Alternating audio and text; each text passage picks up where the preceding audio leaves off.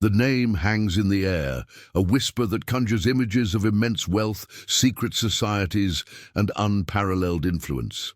It's a name often mentioned in hushed tones, sometimes with reverence, sometimes with suspicion. A seemingly ordinary name, yet behind it lies a story of power so profound it has shaped nations, funded wars, and arguably built the very foundations of the modern world. What if a single family for centuries pulled the strings of global finance, wars, and even empires, all from the shadows? This isn't just a historical anecdote.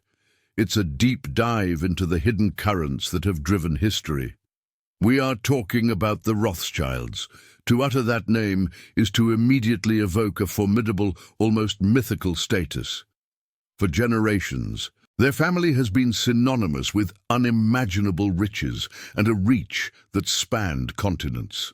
They were not merely participants in history. Many argue they were its unseen architects, orchestrating events from behind the velvet curtains of European power. But how did one family accumulate such immense power, and what was their true, verifiable impact on the modern world? Was their influence a force for progress, or did it serve a more self-serving agenda? These are the central enigmas we will explore. History textbooks often gloss over the intricate financial webs that underpin major global events. They tell us about battles, treaties, and political figures, but rarely about the bankers who funded the armies, the loans that enabled industrial revolutions, or the private fortunes that swayed national destinies. Our journey will take us beyond the simplified narratives, promising a deep exploration into the hidden history of finance and power, revealing facts often omitted from mainstream accounts. We will peel back the layers of myth and conspiracy, seeking to understand the true legacy of a family whose name became both a beacon of financial genius and a lightning rod for anti-Semitic prejudice. From the narrow streets of a Jewish ghetto in Frankfurt to the grand halls of European royalty, their story is one of audacious ambition, strategic brilliance, and an enduring mystery that continues to fascinate and provoke. This is not a tale of simple wealth. It is a chronicle of how wealth was leveraged, multiplied, and projected onto the world stage, altering the course of human events in ways most of us can barely comprehend. We'll uncover how their innovative financial practices revolutionized banking, how their communication networks outpaced governments, and how their shrewd investments transformed economies. Prepare to challenge your understanding of history, to see the familiar landscape of our world through a new lens, one focused on the often invisible hand of finance. The story of the Rothschilds is not just about money. It's about the relentless pursuit of influence, the intricate dance between capital and power, and the profound, lasting imprint they left on everything from national debts to global infrastructure. Join us as we unravel the extraordinary saga of the family that secretly funded the modern world, beginning with their humble origins and tracing their ascent to unimaginable heights. Our journey into the Rothschild legacy begins not in palatial estates, but in the confined, often perilous world of the Jewish ghetto of Frankfurt. Here in 1744, Mayer Amschel Rothschild was born, the son of a money changer. It was a humble yet crucial beginning. From this crucible of necessity and ingenuity, Mayer Amschel forged the foundational principles that would elevate his family from obscurity to unparalleled global influence. He understood that in a world where Jewish people faced systemic discrimination and limited opportunities, finance offered a path to power, a means to transcend the societal barriers that sought to contain them. Mayer Amschel's true genius, however, lay not just in his personal financial acumen, but in his visionary strategy for expansion. He famously adopted the symbol of 5 arrows, representing his 5 sons, whom he strategically dispatched to the major financial capitals of Europe: Nathan to London, James to Paris, Salomon to Vienna, Karl to Naples, and Amschel Jr. remaining in Frankfurt. This unprecedented decentralization allowed the family to operate as a single, unified financial entity across an entire continent. A network of intelligence and capital unlike anything seen before.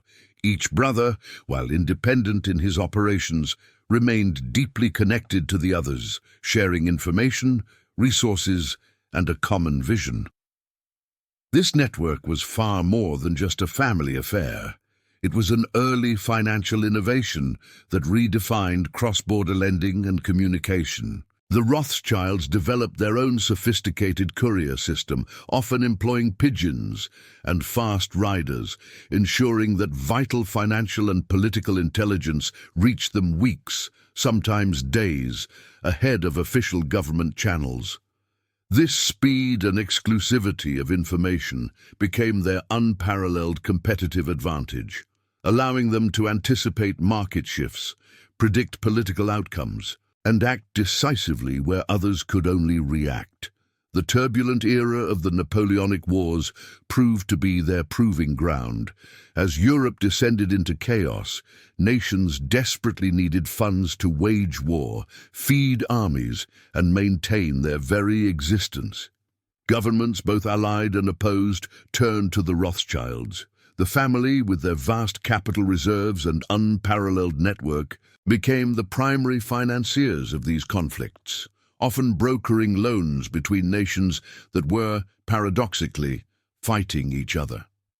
They navigated the treacherous political landscape with remarkable dexterity, understanding that war, while destructive, created immense financial opportunities. The legendary story of Nathan Rothschild's coup at the Battle of Waterloo epitomizes their strategic brilliance. While the official British government awaited news from the battlefield, Nathan, positioned close to the action, received early intelligence of Wellington's victory. He immediately raced back to London, arriving before official dispatches. Instead of overtly celebrating, Nathan began to sell off his British government bonds on the stock exchange, creating a wave of panic. Other investors, assuming he had insider knowledge of a British defeat, followed suit, causing the market to plummet. At the absolute bottom, Nathan secretly bought back a massive quantity of bonds at rock-bottom prices. When the official news of Wellington's victory finally broke, the market soared, and Nathan's fortune multiplied exponentially overnight. This audacious move, whether entirely accurate in its dramatic details or embellished by history, cemented the Rothschilds' reputation. It demonstrated not just their access to information, but their willingness to leverage it with ruthless efficiency. By the end of the Napoleonic Wars, the Rothschilds were no longer merely successful bankers. They had firmly established themselves as the undisputed leading private bankers of Europe, laying the foundation for a dynasty that would fund empires, shape nations, and forever alter the course of global finance. Their 5 arrows had not just pierced the European financial landscape, they had fundamentally reshaped it.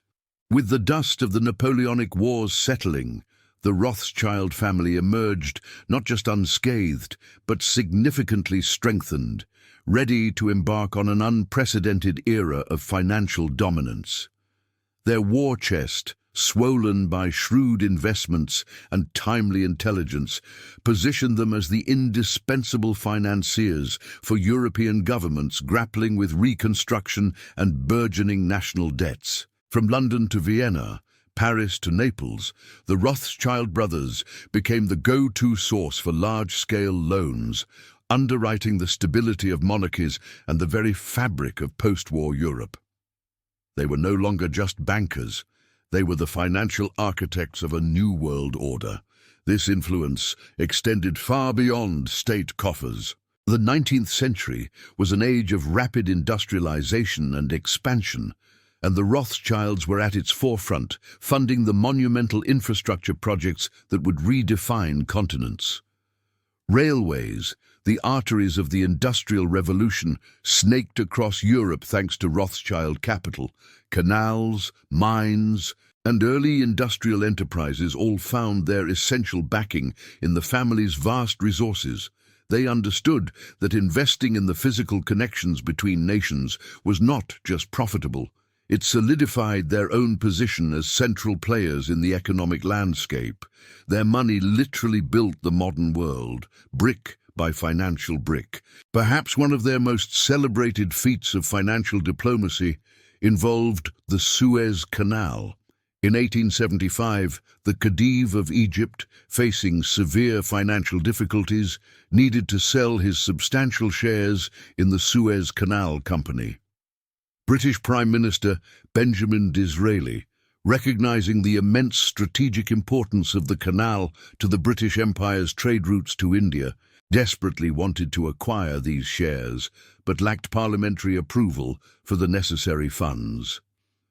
In a moment of urgent need, Disraeli approached Lionel de Rothschild.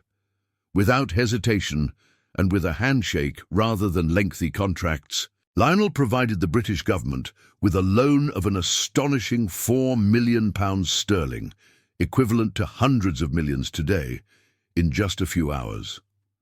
This swift, decisive action secured Britain's control over a vital global waterway, showcasing the Rothschilds' unparalleled capacity for rapid, large-scale financing and their intimate connection to the highest echelons of political power. Beyond grand geopolitical maneuvers, the Rothschilds also played a surprising, if less publicized, role in humanitarian efforts. Their financial contributions were instrumental in the abolition of slavery throughout the British Empire.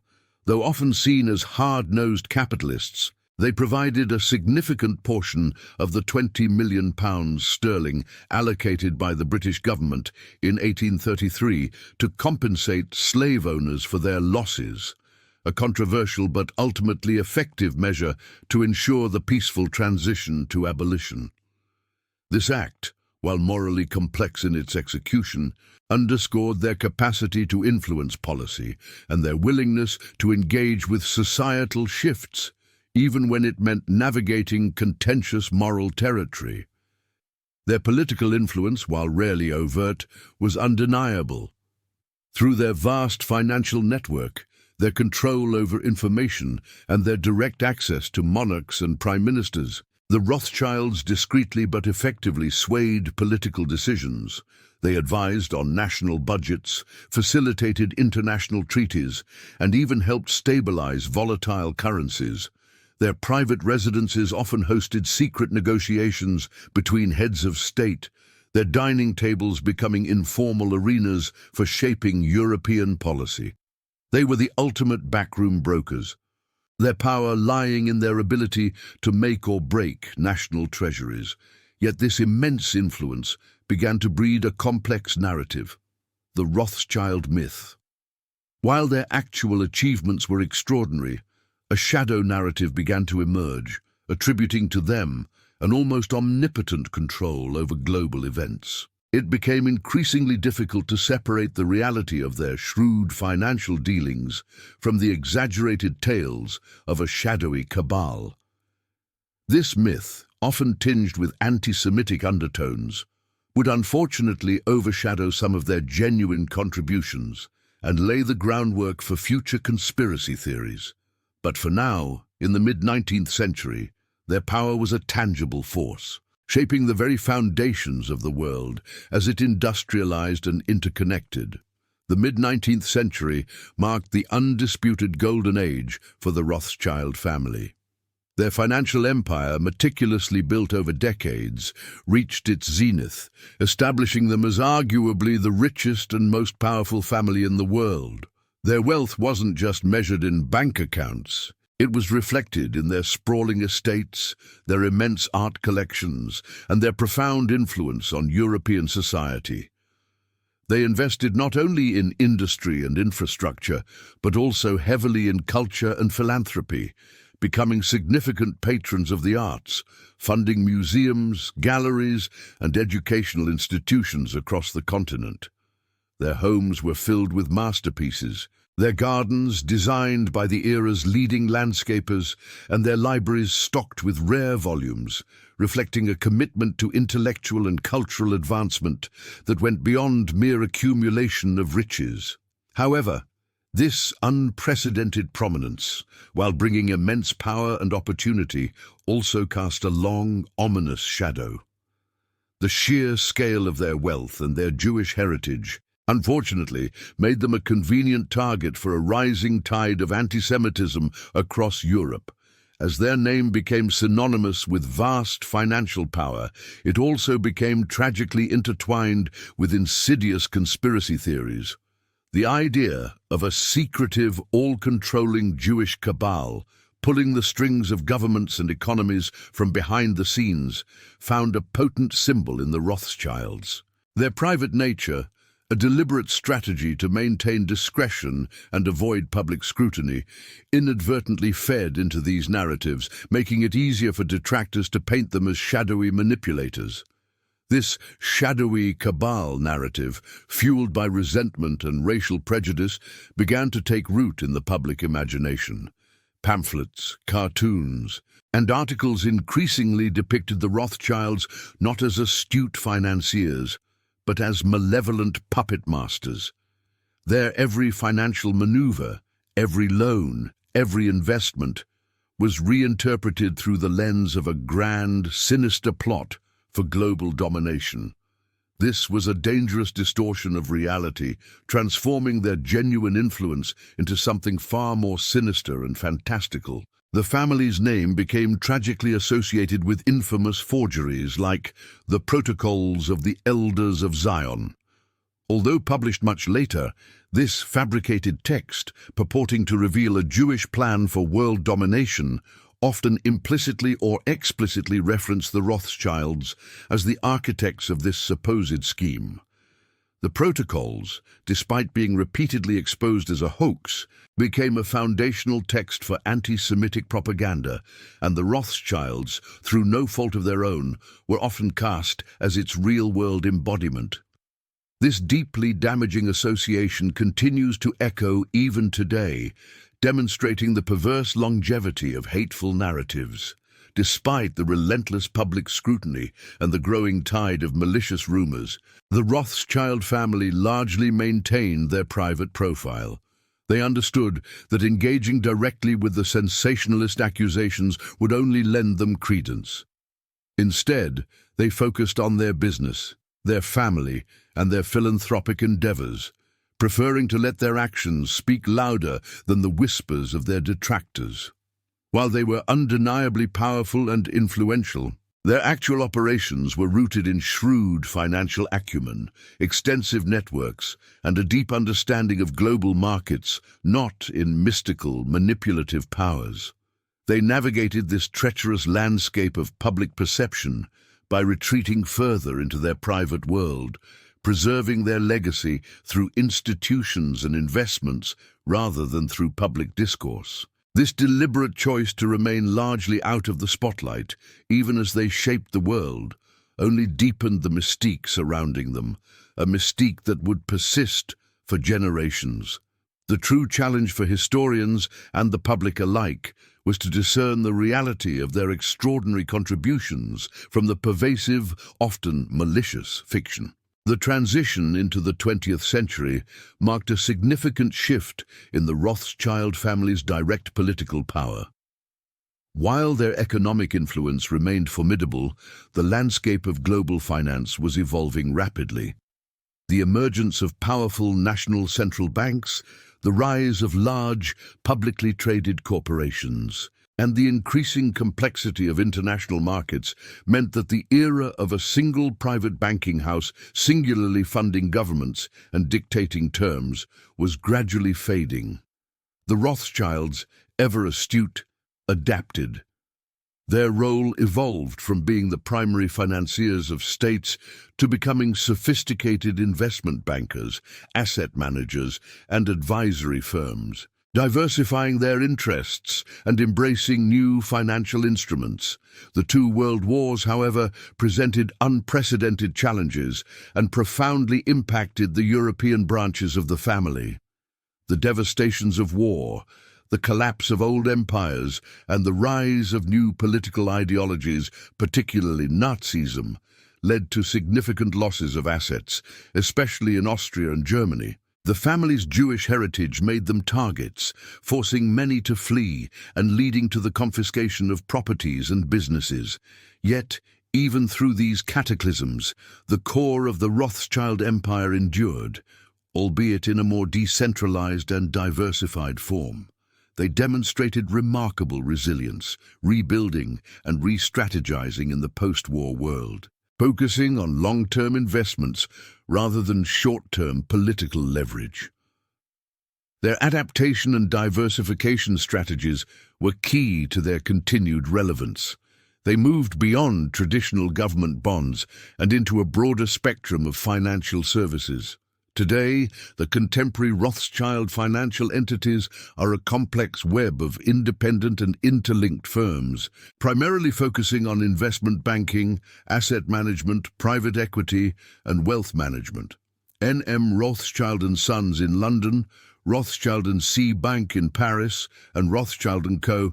are prominent names, operating globally and advising corporations, governments, and wealthy individuals on mergers, acquisitions, and strategic financial decisions. While no longer the sole, monolithic entity of the 19th century, their collective influence in global finance remains substantial. Beyond their financial enterprises, the Rothschild legacy is also prominently displayed through their continued philanthropic endeavors. Following in the footsteps of their ancestors, who were patrons of the arts and sciences, modern Rothschild generations maintain a strong commitment to various charitable causes. They support museums, galleries, educational institutions, medical research, and environmental initiatives across the globe. The Rothschild Foundation, among others, continues to fund projects that reflect the family's long-standing dedication to societal betterment, often quietly and without fanfare. Much like their historical approach to business, despite their evolution and adaptation, the name Rothschild still evokes a unique blend of fascination and speculation in the 21st century. The enduring mystique surrounding the family is a testament to their extraordinary history, a history intertwined with wars, revolutions, industrialization, and the very fabric of modern capitalism. The sheer scale of their past influence, coupled with the lingering echoes of historical conspiracy theories, ensures that the Rothschilds remain a subject of intense public interest. Whether it's the grandeur of their historical achievements or the shadows of the myths that cling to their name, the family continues to occupy a unique space in the collective imagination, a powerful symbol of wealth, power, and the hidden forces that shape our world. Their journey from a Frankfurt ghetto to global financial dominance is a saga that continues to captivate, challenging us to distinguish between the undeniable facts of their impact and the often sensationalized narratives that have grown around them. Revisiting the central question, how much of the modern world was truly funded or shaped by this extraordinary family? The answer, when stripped of sensationalism, is profound and undeniable. From the very sinews of 19th century infrastructure, the railways that connected continents and fueled industrial growth, to the crucial funding that stabilized nations after devastating wars, the Rothschilds were not merely players. They were architects. Their capital flowed into the veins of nascent industries, supported governments in times of dire need, and even subtly influenced geopolitical balances through their financial leverage. The Suez Canal, the abolition of slavery in the British Empire, the very structure of international finance as we know it, all bear the indelible mark of Rothschild involvement. Their story serves as a powerful reflection on the often underestimated role of private capital in historical events. We frequently focus on kings, generals, and political ideologies when recounting history, overlooking the quiet yet potent force of finance that underpins every major movement. The Rothschilds demonstrated that economic power could rival and sometimes even dictate a political power, proving that the silent hum of money could be more influential than the roar of cannons. Their ability to transcend national borders and political allegiances, driven by a clear vision of financial interconnectedness, shows how private entities can weave themselves into the very fabric of global development. In navigating the Rothschild legacy, it becomes crucial to strike a delicate balance between fact and fiction. The family's actual achievements are so monumental that they scarcely need embellishment.